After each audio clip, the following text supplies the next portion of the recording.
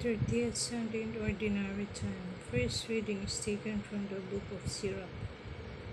The Lord is a God of justice who knows no favorites, though not unduly partial toward the weak, yet he hears the cry of the oppressed.